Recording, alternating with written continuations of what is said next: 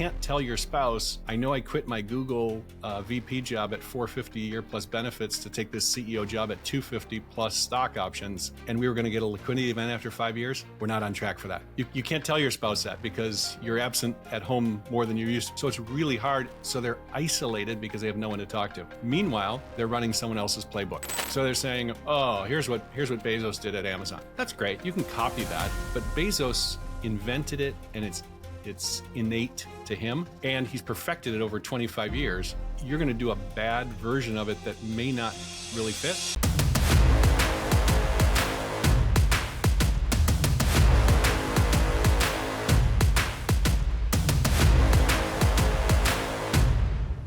All right, everybody, and welcome back to another episode of the 1% Podcast. I'm your host, Vin, and I'm Shane.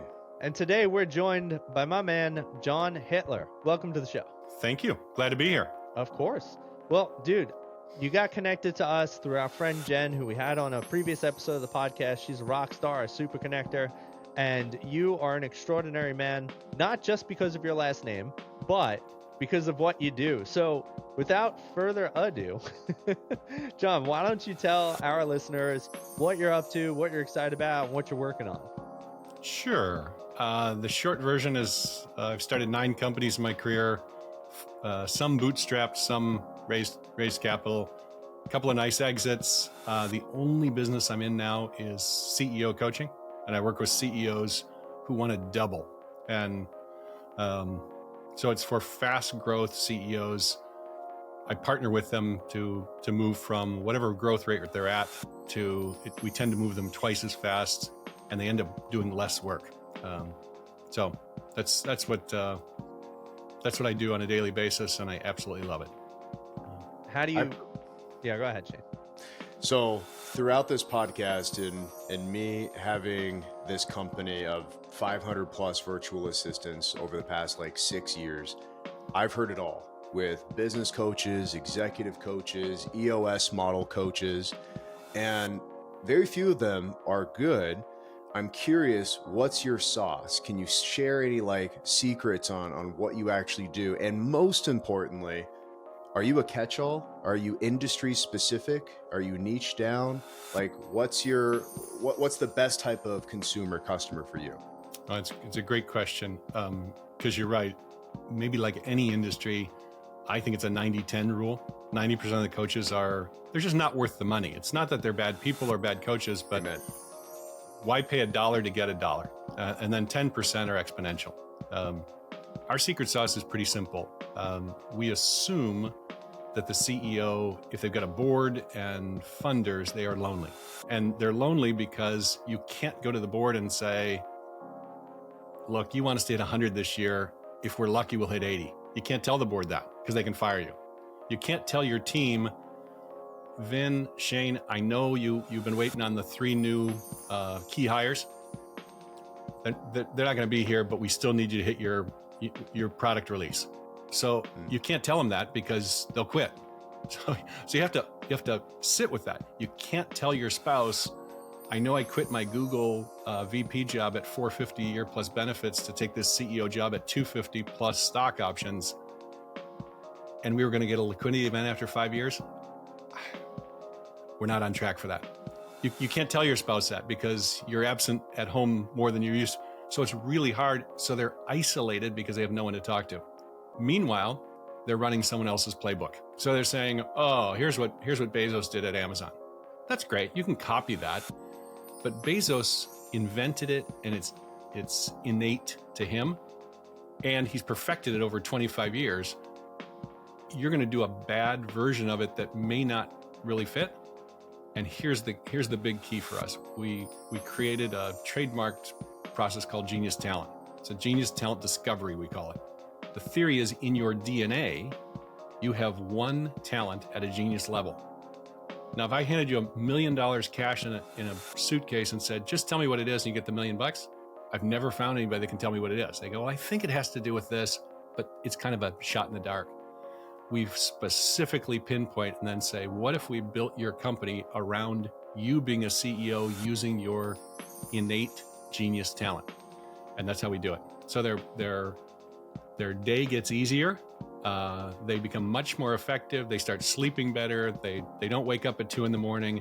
This is over time, but when you start running the playbook that is literally in your DNA, it's much easier to be a CEO because most of them are a first-time CEO. So they've never done it before. And it's very different than ascending from a VP or a director level. It's just the CEO role is completely different. So they've never done it before. That's how we partner. But the genius talent piece is with every one of our clients, and they all say the same thing. Super helpful because they can start leaning into stuff that otherwise people would say, that's a talent? Yeah, it's an incredible talent. They've just never thought about using it for running a company. Man, I could not agree with you more. I know it took me a long time to actually find what I was good at, which was hiring people smarter than me to fill the roles that were better than me in my position. And I think delegation is very, very crucial. If you can find those people, delegate accordingly, and manage, I feel like you actually have something there. Now, you painted something that was very specific to publicly traded companies that was running to boards. What about companies that are private, that are still in the 7 to 8 figure industry, that are perfect? So essentially, it's self-built by the CEOs that have gotten to a certain level, that are bottlenecked where they're currently at. And they're saying, John, I've been stuck here for 2 years. I don't know how to grow this thing. And is that another position where you can come in and say, let's figure it out. Let's find the right people to put in place. Same tools, same methodology, just different stakeholders. So it's publicly traded, even if it's not, if it's private equity or VC backed, the reason they have a board is because somebody gave them $20 million and wants a spot on the board. So there's a functioning board, and that's a high stress point. Now, let's say the three of us bootstrapped it together. We don't have that, or we might, but probably not. So we don't have that stress point. But if we flatline at 3 million and it's the second year in a row we haven't done anything, we kind of look at each other and go, what the heck? What's going on? The same problems exist. And usually it takes somebody from the outside to at least pinpoint them and say, yeah, have you thought of this? It's not that you guys or the three of us aren't thinking of great things to do or wanting to grow. It may be that we were capable, the three of us, of getting to 3 million, and we're simply not capable of going to 10. You got options there. One is to hire out and say, let's bring in a paid CEO who's really good at taking stuff to $20 million. That's one. Most bootstrappers don't like that. But we start to consider those things. And what we also start to do is building systems that work at 10 million and not at 3. Because it's usually something that's bottlenecking. Oftentimes it's a mental construct, but that shows up in the systems. So AI is a perfect example. I have several bootstrap companies, and what they're saying is, it's so expensive, we just can't do it this year. And I think, bad idea. Bad idea, because when your closest competitor gets it, they are not going to send you a courtesy card and say, we're 2 months away, you better get going or we'll eat your lunch. They're just going to eat your lunch. And then you're stuck catching up. But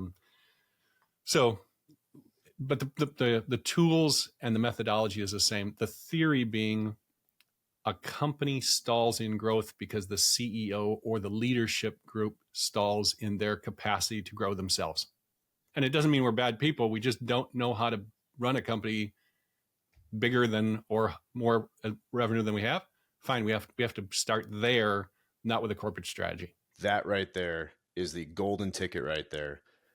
And that's exactly, even speaking from experience, where I've been stuck at a certain threshold into my business for 18 plus months. I had to reach out even to come up with new theories and ideas. But the golden rule applies: scared money don't make money, right? Especially when it comes to your business. And if you're an entrepreneur, isn't that Wu-Tang? Isn't that Wu-Tang Clan? Yeah. Yeah, it's Wu-Tang. Yeah. I like you guys already. Yeah. They're on my board. Yeah, I got all of them on my board. Yeah.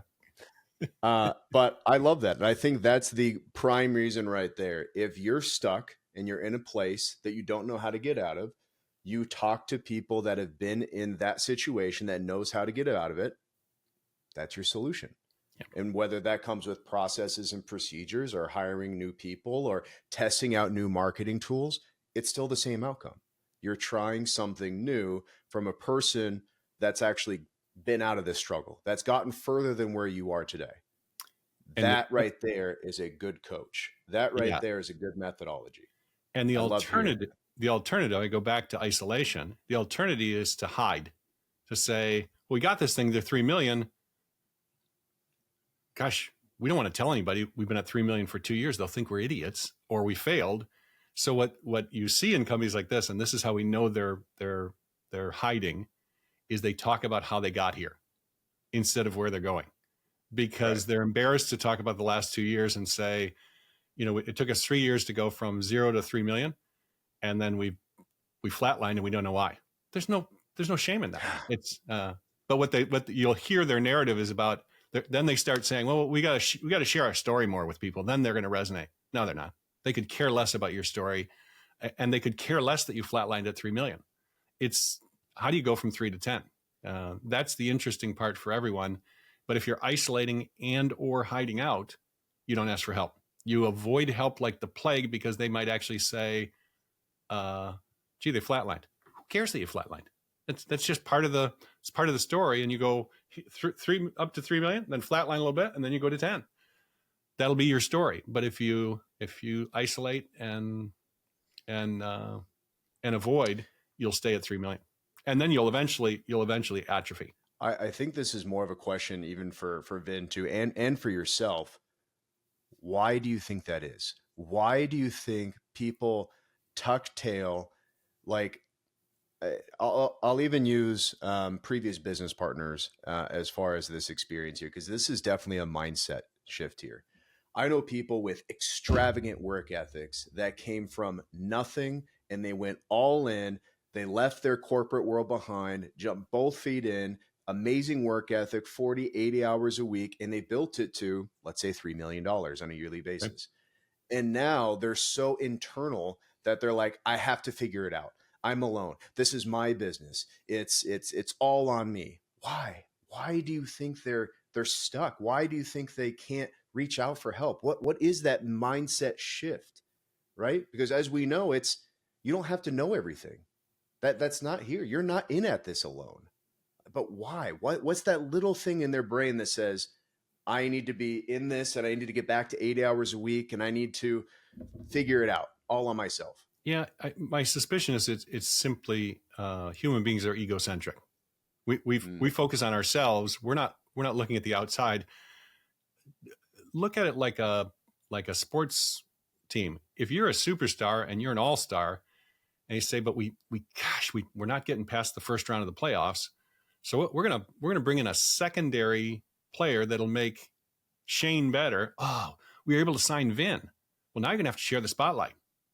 So, or you may have to share the ball. You may not make all-star this year, but you win the championship. Which do you want? And a lot of people have it, especially at the top. It's a symptom we call CEE, chief executive everything.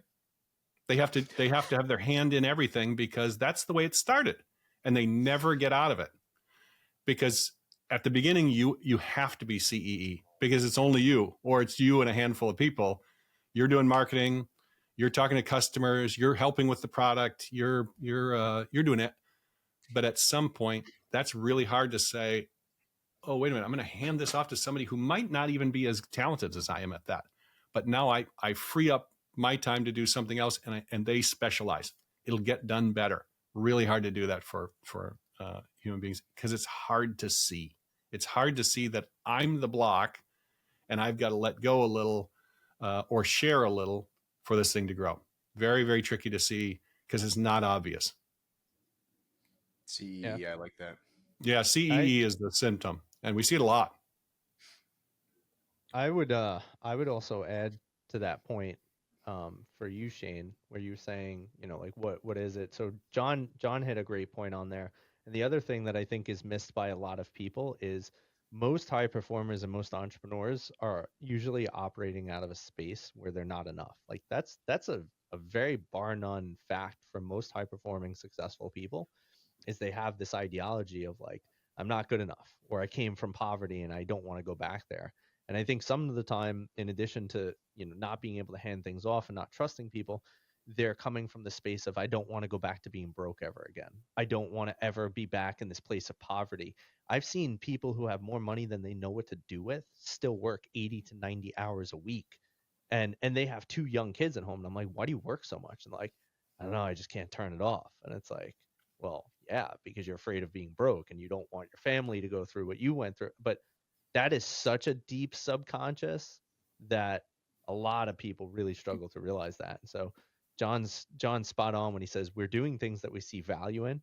We're doing things that we see like the success in, because humans only do things that we understand to be valuable to us.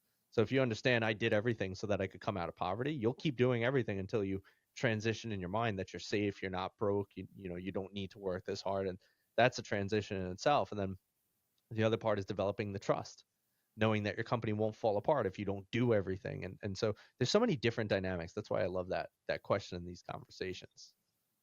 Yeah, the other narrative that it's an unspoken script that they're running is, Yep. I'm not going to get credit unless I'm doing it. Instead of, if we succeed, they're going to say, wow, Shane and Vin built this great company. Nobody cares who did what. And they don't care at one point that one of you gave up whatever you were doing and specialized, or took one for the team and said, well, somebody's got to just be a full-time COO. There's a point at which most companies need a COO, and it's usually the last C-suite hire, because you got an admin and then you got a VP of ops, and that's fine. That's a tough job, and it might need to be done by one of the 2 founders. Cool. The COO now goes into oblivion because they're doing heads down work. Nobody cares. At the end, they say, wow, those 2 guys built this great company. They don't say, well, Shane was the CEO and Vin, we don't know what he was doing. Nobody says that. But people think that. They think, well, if I give up my spot, I'm not going to get any credit. You go, that's crazy. And it's a scarcity mentality instead of an abundance mentality. Because at 10 million, everybody's happier regardless of your role. I think it's that, and to your point, it's that desire for significance and recognition, right? Because when you talk about, oh, I had a $100 million exit, right? Most people are looking at who was the CEO of the company that had the $100 million exit, not who was the CRO and the COO. And like, don't get me wrong, you could have it, right? And you can have it on your resume and that'll look great for the next thing you do, but everybody's going to remember the CEO. It's no different than, it's so funny. You hear about it, especially in football. They say, oh, well, Mahomes has won this many Super Bowls. No, wait a minute. It's a 53-man roster. Did he kick the game-winning field goal? No. Did he intercept a pass? No. He was the court, but they talk about it like the court. Brady's the same thing. They say, oh, he's the greatest of all time because he won 7 Super Bowls. Well, he had some pretty darn good defenses. He had a great coaching, but that's how we do it. And CEOs get oversized recognition, and I think that's unfair to the rest of the team, but they also get all of the blame if it fails. Because if it goes under, they say, well, yeah, Shane couldn't make it work. Defense same with Tom Brady. All Shane? No, it wasn't all Shane. But you're the head, so you get the. It's the same with the quarterbacks, though, and that exact analogy that you're putting on there too. That's the first thing that we point out when a team sucks. We point out, oh, the quarterback sucks. Yep. I want to talk about what you're doing now. You mentioned AI, so can you elaborate a bit more on what exactly you're doing with AI? Sure. It's it's not my opinion that you hear it a lot. It's as revolutionary as the internet when it first came out, and absolutely, it's being handled a little bit differently though. There are companies that are so afraid of it. There's a lot of mistakes, but one of them is thinking about it like SaaS-based software, like you're going to buy an off-the-shelf AI subscription or something and suddenly be AI capable. No, it doesn't work that way. You have to hire these people. The other big mistake is I hear it from CEOs, and that's when I know they're really in trouble. Is they say, well, what we're going to do is we're going to turn our IT department into the AI department. You say, No, IT makes sure that your computer works on your day one when you show up. That's not AI. You can't take, they want the nerds to still be the nerds in a different way. And you say, no, that's not going to work either. But AI is fundamentally exponential autonomy. And so if you can solve a problem by being insanely autonomous and smarter, why wouldn't you do it? Jen knows him too. We work with a terrific CEO. We work with them together of a medical device company, heart monitoring. And they're competing against dinosaurs. Like wear like a little computer tied to your belt. You have to go into the cardiologist, get fitted for a monitoring stuff. You wear it around for 2 weeks, and then it captures all the data on a CD-ROM, which is sent to the cardiologist. And 2 weeks later, somebody has to analyze all that data. Meanwhile, you've got a heart problem. You have no data for you for the 2 weeks you're wearing it and the 2 weeks after that they analyze it. He built a platform with AI. It gets smarter with every single patient. They've had about 250,000 patients now. But literally, you can look at it on your phone. You can look at it minute to minute on your phone, and it'll give you there's only 5 warning things that you can get. And it'll say, like on a plateau, it'll say, well, it's a mild, don't worry about it, it's a mild thing. Or what it might say is, Vin, are you working out? Because we notice your heart rate is way high. If you're working out, that's great. That's good for your heart. If you're not, call your cardio. That's in real time. And his margins are like high 70s, and the industry's at 18%. And he's got 43 employees. 43 employees taking on the essentially GE Medical. He takes on companies like that, and he's kicking their butt. And imagine them, AI can't coordinate with CD-ROMs. There's no way it can integrate with it. So all they can do to catch him, and he's 3 years ahead of him, is they can throw away their entire ancient system and flip to AI on a dime. But they haven't built anything because they're thinking, the CFO probably said, not in the budget this year. Or they said, well, this is not the highest priority. How can you think that way? There's not an industry. I'm working with a roofing company. I'm thinking, roofing? AI? You don't need AI. They're automating their entire, they said the biggest problem with roofers and trades is the complaint that nobody ever gets back to them. So they put it all with avatars of the owner who can answer all the questions. And so every call is handled, and their closing ratio is insane, because when you call other roofing companies, the owner's out on a roof somewhere, and they call you back 3 weeks later and say, oh yeah, we're backlogged. No, they didn't spend a fortune, but it'll revolutionize their business, and they'll kick the crap out of their competition. Are they a better roofer? No, probably not. But that AI will transform their business. People aren't thinking about it yet that way. They're thinking about it like it'll replace human beings, and they're scared about it. Okay. It's like that's a scarcity mindset.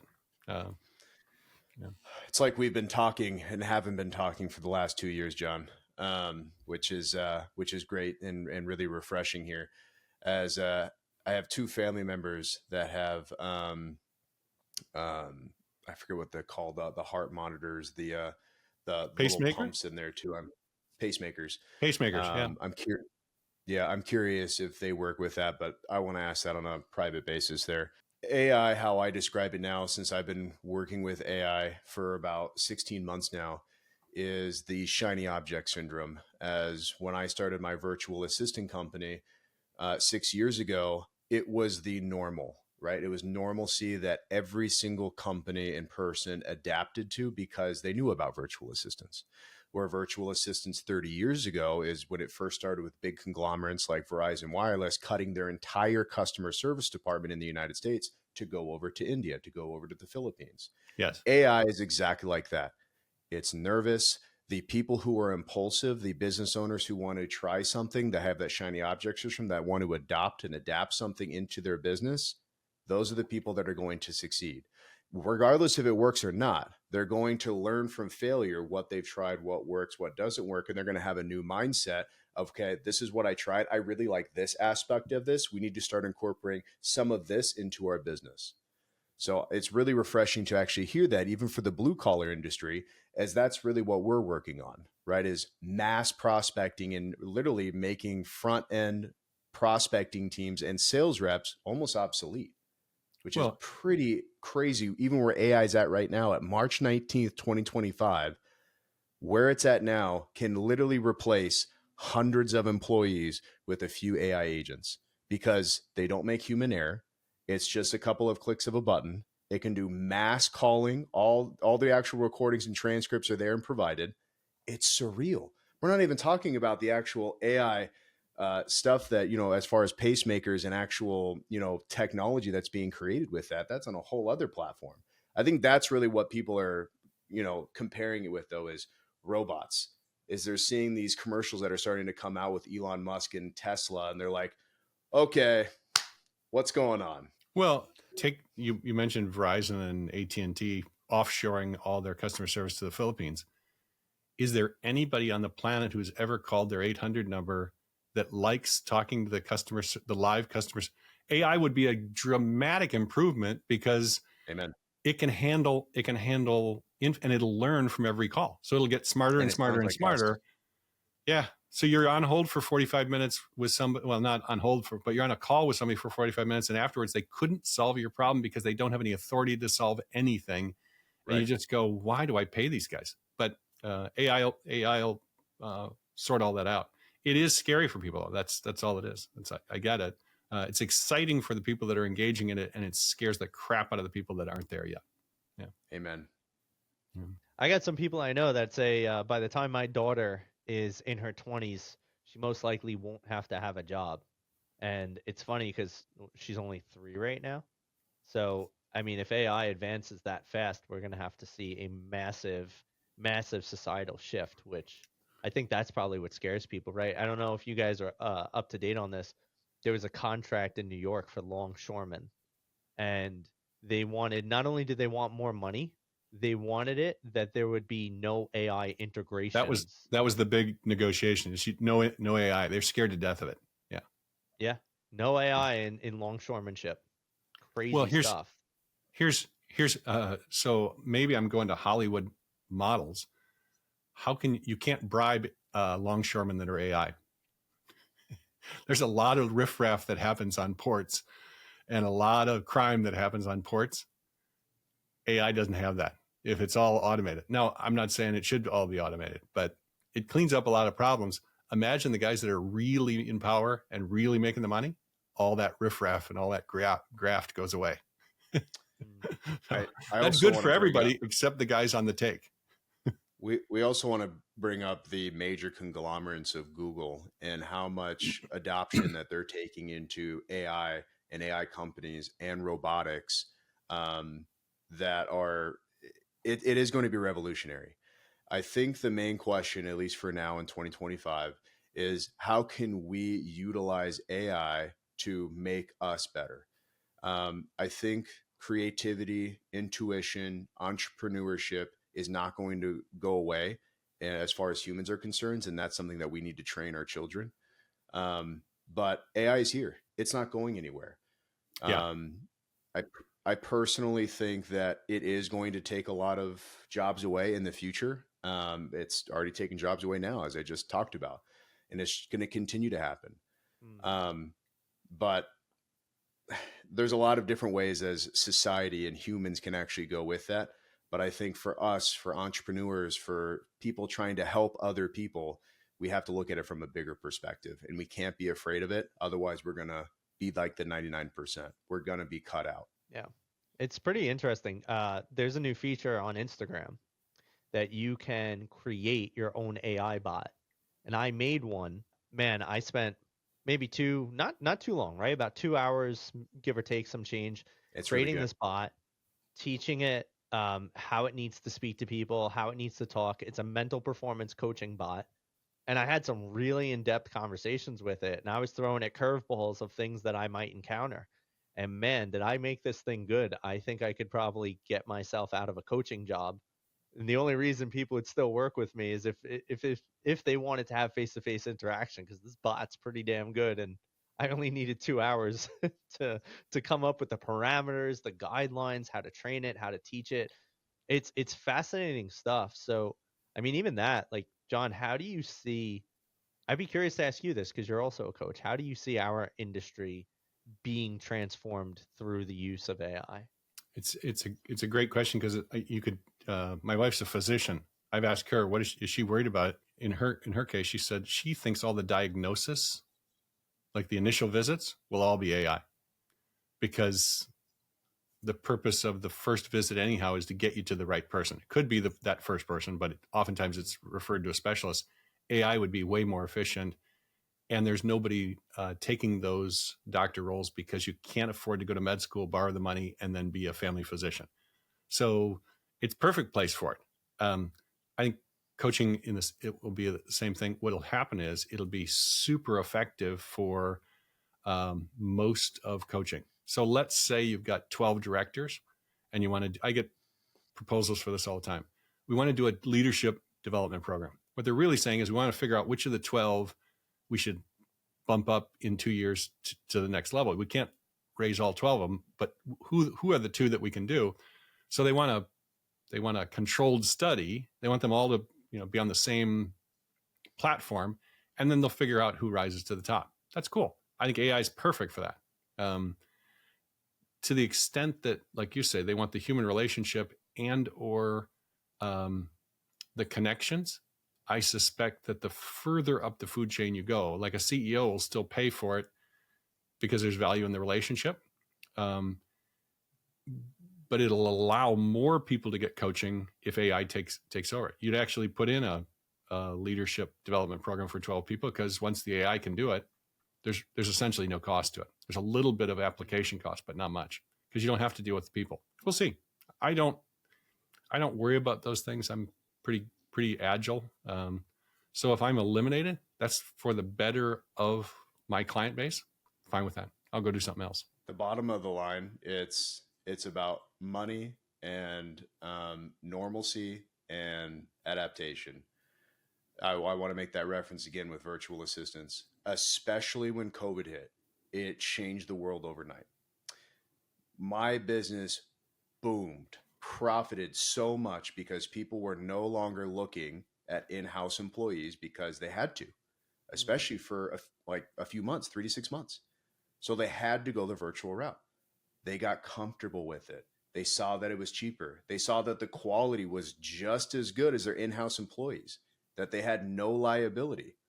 Imagine that same type of mindset with AI. When people start getting used to it, when it starts becoming normal, when they start using it more and more frequently. I'm worried that as the lonely entrepreneur that we're talking about here, these lonely CEOs, it's going to turn into that, because we have technology, we have, stuff like this that people are so automatically consumed with already, that this relationship building, these networking events are going away.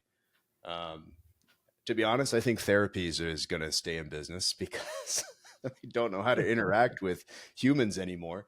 But I don't know when, but it's going to come to a time where it's normal. It's everybody's using it.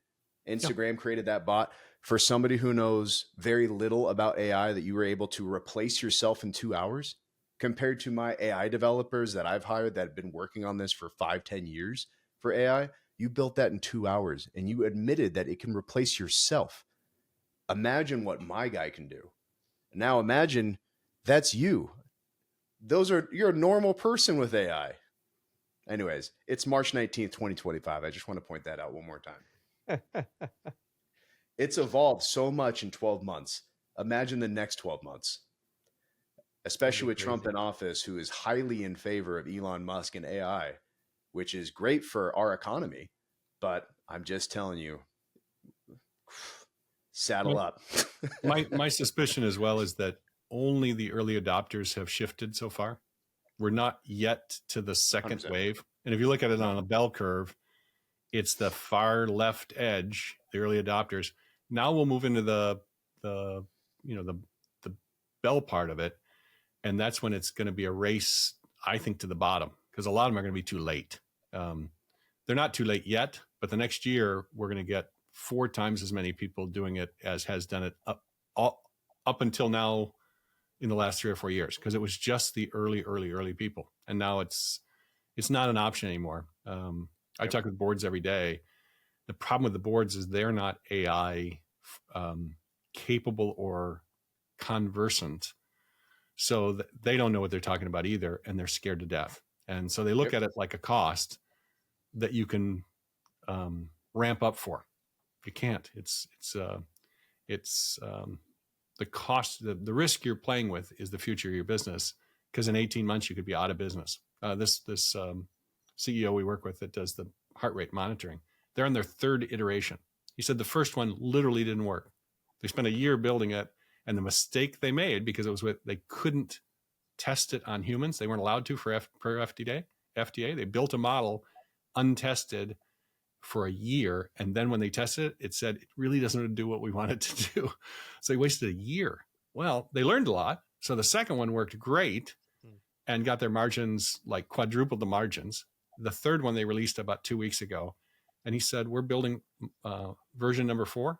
Now let's say we're the old guys, we're GE Medical, we're still using ancient technology and CD-ROMs, and They're to buy them out. well, and what the reason this company is doing so well, it's easier for the patients, much more user friendly, because the patients can actually see their own data and know, and it's user friendly. But the cardiologists can double their practice because they don't have to sit and analyze data. Because who else can do that? They can have a tech do it, but either way, it's super labor intensive. And the AI thing, it's everything on their screen. They can press a button and say, "Give me the such and such data." Cool. They call it right up, real time, and they don't even have to see the patient for that. So if a patient calls and says, "I'm nervous that I'm getting some heart murmurs or palpitations," they can just pop on their computer and say, "Oh, I see what you're talking. Yeah, that looks like it's not a big worry. Good idea to call. You're in great shape." Can't do that with the other model. So they're just going to crush these guys with 43 people. They're going to crush, a 50,000 person operation, because it's better for everybody. It's just not better for GE Medical. So GE is going to see that as a threat and buy them out, at least buy the technology. Well, that's what I suspect will happen is somebody will buy them for a fortune. Right. But yeah, and replace their own ancient technology with that, because there's no way they can catch them, because they have to start with version number 1 too, and these guys will be on version number 4. They're already making noise too. So once you start making noise, the right people will start hearing it. Yeah, it's all based on market share, and they're hitting the threshold of market share where the big guys are starting to take notice. They know who they are, that's for sure, but they haven't been scared of them yet.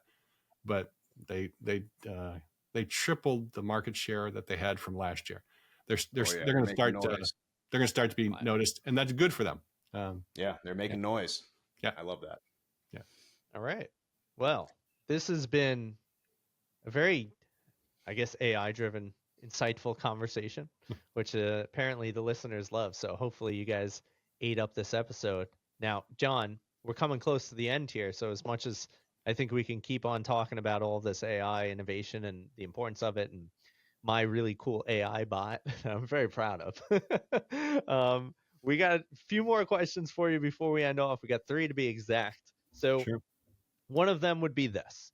Our podcast is called the 1% Podcast, not because we believe you have to be a billionaire to be a 1%er, but more so because of the fact that you could be a 1%er in anything if you're striving for greatness in that area. So for you, what is your version of a 1% life?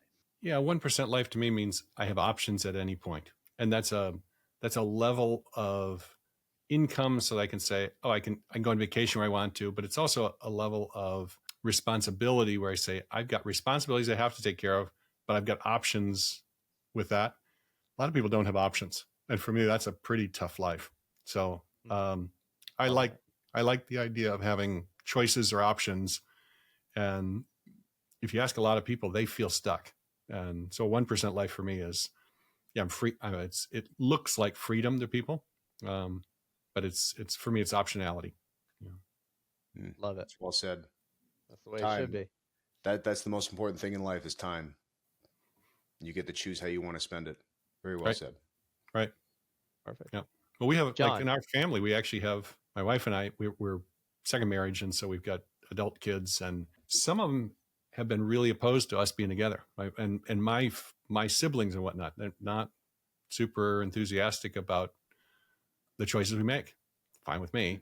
So we actually came up. The option we took was rather than to take them all on. I'm one of 9. I wasn't going to take on 8 siblings, and she's one of 4, and she's from a highly, I'll be polite, sinister Indian entrepreneurial family. They're crooks, but they're wealthy and powerful. And we kind of looked at it and said, the best way for us to play, the option we're going to invent and play with is we call it love from afar. If they need a kidney or they need something, they're our family. We love them. We'll be there. Other than that, we don't go out of our way to spend any time with them because they wreak havoc on our life. That's not an option I choose to have in my life, especially from family. And a lot of people say, well, it's your family. You got to have them for Thanksgiving. You say, really? You don't. If they're drunk and they want to pick a fight at Thanksgiving, why have them? Nobody wants that person, whether it's your family or not. So we invented that. That was the option we created, which was love from afar.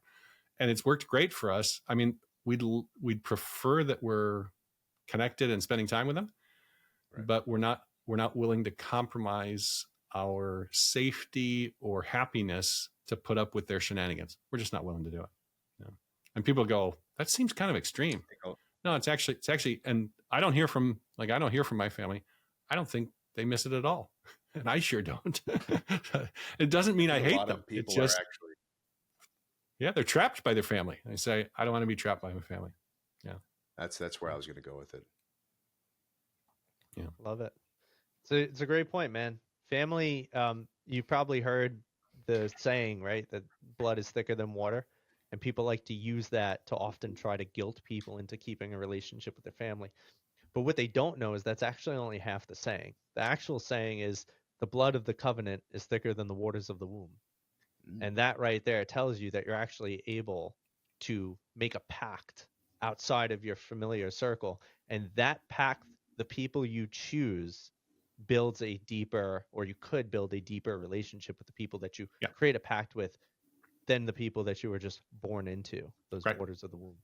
Well, it's the other one that I hear a lot is forgive and forget. You don't have to do both. I forgive. I'm very quick to forgive, but I'm not quick to forget. If you punch me in the nose to hurt me, I'll forgive that. But it doesn't mean I'm going to hang out with you. I haven't forgotten it. So I will trust that if we're together again, that could happen again. So I choose not to be around you. So the two don't have to go together. I choose to forgive because it's actually good for me. It's healthy for me too. And it's good for you that I forgive, but I don't forget. I don't say, the last 3 times you're at my house, you caused trouble. Yeah, I didn't forget that. So don't come to my house anymore. And I don't feel bad about that at all. Yeah. I love it. So I mean, I'm definitely interested to hear this next question that we got for you, which is, John, what is the best piece of advice you've ever received? So the guy that taught me a lot about life was my maternal grandfather. So my mom married my dad and took the name Hittler. Her dad is Hunter, Robert Almarin Hunter, and he was all of my siblings and my hero growing up. He was one of these guys that didn't have a ton of money, very, very wise old soul with people. And he would give you these things that were double entendres. There's 2 of them that I like. My favorite one was, other people's opinions of me are none of my business, which was great advice because if you worry about what people think about you all the time, you're running their script for your life. So I loved that one. But the other one that I liked a lot was, he said it because he was, I knew him in the 70s and 80s and 90s. Always be the better man. Today we'd say always be the better person. End the fight. And my mom didn't like that because she heard it like beat the shit out of him. And it wasn't that. It was find a way to settle differences, be creative, use humor, walk away. There's 100 things you can do. But also the meaning that implied, but he never said it, was, but if they're really a jerk, pound them. And I thought, And if you think go to 1%, if 99% of the time we can probably do it in a creative way, and 1% of the time you might have to just say, okay, you want to be a jerk, then I'll end the fight. I'll end it the hard way. I like that because my kids will all tell you I've got very, very wide boundaries, but as soon as you cross the boundary on the far edge, I snap. It's like, that's a hard boundary. That's not, most of it, it's like, yeah, you want to do it this way. It's okay. I'm good. But you hit a hard boundary with me, and I have zero tolerance. And that came from my grandpa. And I've always liked that advice. It's not for everyone, but I've always liked that advice. To be honest, that's just a real man right there. And it's something that we're in much need nowadays. That's as much as I want to say about that topic. He was super principled. He helped anybody. But if you were rude to somebody, like at a restaurant, if you were rude to your waitress, he would step up, and he'd just quietly walk over. He wasn't getting in your face. He would just walk over and say, hey, I know her. She's doing the best she can. Maybe you should try please and thank you. And if people got all bent out of shape about that, he didn't start a physical fight. He would his point was made, and he would go back and sit down. And I always admire that. He was very principled, and he was very decent, and he was because he was a working person. So he stood up for people. Cool. I've always admired that. So last question we got for you, my man. Where can people find you? How can they connect with you? How can they get in touch with you? Where can they reach out? What's the best way for people to get into the John Hittler world? Yeah, so I'm fortunate because of my last name that SEO works great for me. Nobody competes with me for SEO on my last name. So you can find TED Talks, you can find books, you can find my companies, all that stuff. You just Google my name. That's the simplest. But if they really want to connect more specifically, the company is Evoking Genius. That's much harder to remember than Hitler, but that'll show up too. Yeah, I'm not hard to find. I'm on X and LinkedIn. I'm not hugely on social media because I've coached a lot of those companies and I know their security platform. So I will not use their social media once I know what they do behind closed doors. It's like, yeah, well, I would never touch that. Like I don't go anywhere near TikTok, or I won't mention other companies, but there's a lot of them that, if you knew, you'd get off their platform. All right. Well, a glowing endorsement to get off of social, but stay in touch with John. Yeah, exactly. I love it. Well, John, thank you so much for coming on this show with us. Thank you for spending your time with us and giving some great insights to our audience. Please stick around for a moment after the show. I got a thing to tell you. And as always, people, if you enjoyed the episode, like, share, follow, subscribe, comment, let us know what you thought. Go check out John and what he's got going on. You literally cannot mess up finding this man. No, if you do, it's you. It's not me. Yeah. There's only 2 searches that'll occur, and you'll know which is which. Exactly. But with that being said, as always, guys, thanks so much for tuning in. I'm your host, Vin, and I'm Shane. And that was John, everybody. See you later. Bye, guys. Thanks, guys.